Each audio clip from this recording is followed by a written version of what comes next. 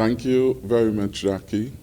My fellow citizens and residents of our beloved St Kitts and Nevis, I want to thank you again for tuning in to another edition of Leadership Matters.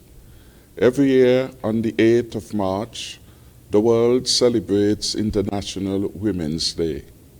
For more than a century, this day has been set aside to recognize and celebrate women's achievements, but it is also a call to action to close the gap and imbalances that still persist, encouraging everyone to stand up for women's rights and gender equality. Gender equality means that regardless of gender, one is granted the same rights, privileges, and access to opportunities as everyone else. One may question why such a day is necessary. We would find the answer in history, which tells us that about 150 years ago, in most of the world, women could not vote. They could not stand for parliament. They could not own property. They could not get the same pay for equal work. They could not access fair legal support or medical care. And they could not get a proper education, and were even excluded from certain public areas. 150 years ago then, the world, including St Kitts and Nevis, was very different from the one we now know. However, through the brave and tireless efforts of women and men here in St Kitts and Nevis and around the world who choose to challenge, gradual change was brought to the status quo through advocacy, unionizations, petitions, marches, demonstrations, and the Buckledge riots of the 1930s. Steady progress was achieved over the decades. From gaining rights as an individual, to gaining suffrage or the right to vote, to access to the political spheres, to certain jobs and professions, to advancing closer to equal pay for equal work, International Women's Day is now a global day celebrating the social, economic, cultural, and political achievements of women around the world. Here in St Kitts and Nevis, we have a rich and storied history on the advancement of women's rights and gender equality. Indeed, consistent with so many other positive international developmental markers, St Kitts and Nevis has been and continues to be a leader in this regard.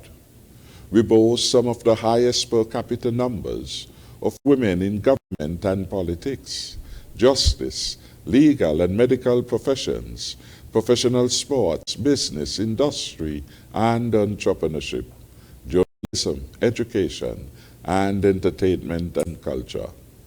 The role played and contributions made by and of women in our St Kitts and Nevis is irremovable from our place as the best run, best managed small island state anywhere in the world, and one of the best places to live on this planet. As a new nation, having only gained political independence in 1983, St Kitts and Nevis set a very high standard with regard to the advancement of women with the election of Dame Constance Viola Mitchell to our national parliament in 1984. She was the first woman elected to our National Assembly. It has been a standard of St Kitts and Nevis to have women not just involved, but leading at the highest levels in all areas of our national development. We can point to persons and the role and position they serve or have served. Among the eminent list, I salute Idris Lewis, designer of our national flag, Mercelyn Hughes, first female Assistant Commissioner of Police of the Royal St. Christopher and Nevis Police Force, and our first female Chief of Immigration. Maritza Williams, World Junior Silver Medalist, Her Excellency, Dr. Thelma Philip Brown, Ambassador to the United States of America; Virgil Hodge, Olympian and national record holder. We have Dawn Williams, former CEO of the St Kitts and Nevis and Gwilla National Bank Group of Companies. Her Excellency Shirley Scarrett Andrew, St Kitts and Nevis High Commissioner to Canada. She was our first resident High Commissioner to Canada. Jennifer Nero, former Managing Director at the Eastern Caribbean Central Bank. Elsa Wilkin Ambrister, former Vice Consul at the Consulate of St Kitts and Nevis in Dubai, the United Arab Emirates, presently serving at our High Commission in the United Kingdom. Her Excellency Verna Morris, Ambassador to Cuba, and of course we have Her Excellency Madam Truss in Ottawa at this time. The achievements, advancement, and contributions of women in our Twin Island paradise is pleasantly storied. The story continues to get better.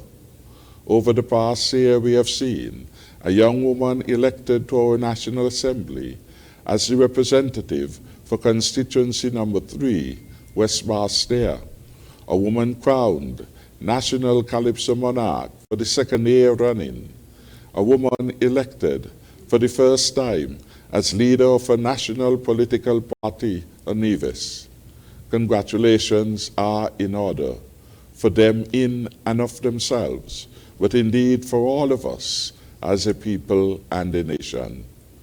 To our girls and young women, I implore you to let these individual successes and our collective success inspire you to your own individual achievements and the further advancement in the cause of women's rights and gender equality.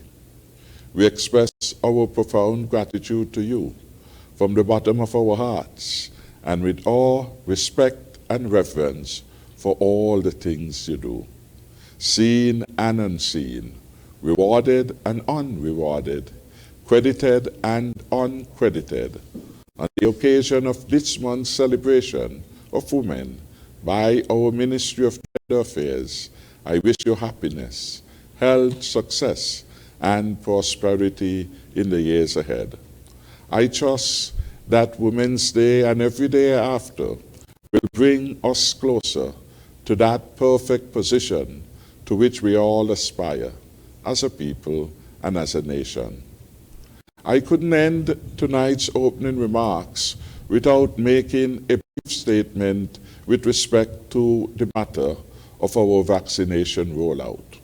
Our greatest challenge as a nation, and the world's greatest challenge at this time, is still the COVID-19 pandemic.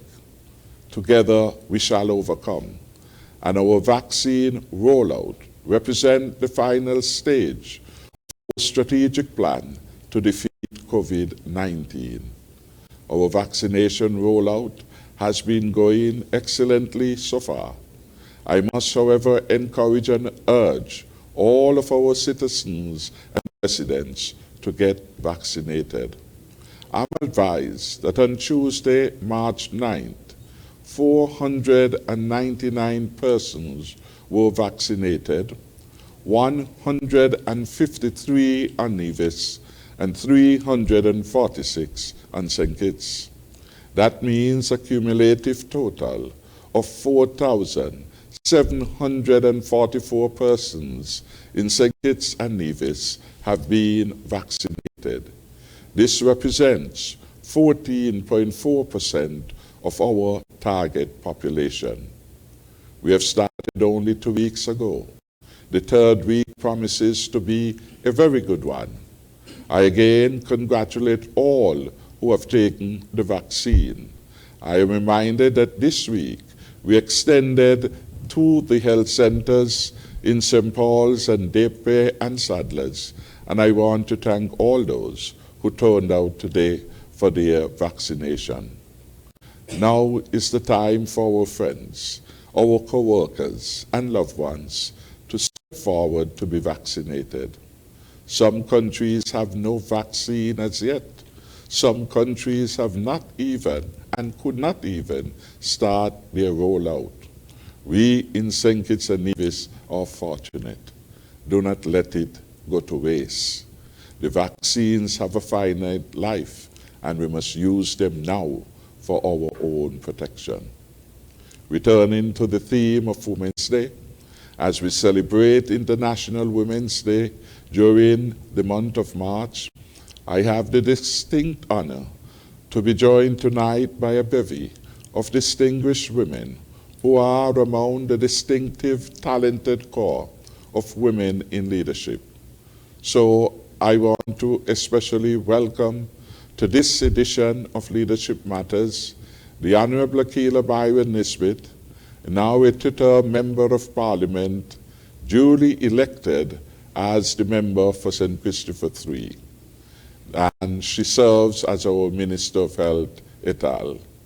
The Honorable Hazel Brandy Williams is a two-term member of the Nevis Island Assembly and Junior Minister of Health. She is well known as a champion of community development and women's affairs.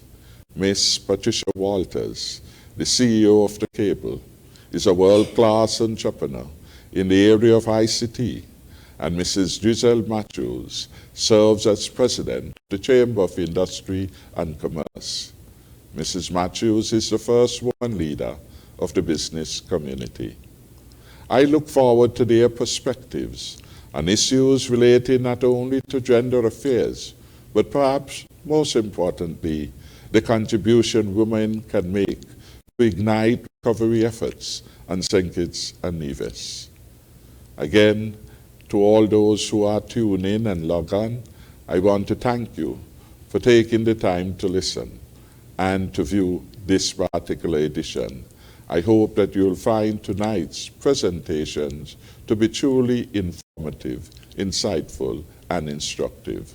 May God continue to bless all our people, and may He find favor, give His favor to this beautiful country of St. Kitts and Nevis. I thank you again for viewing.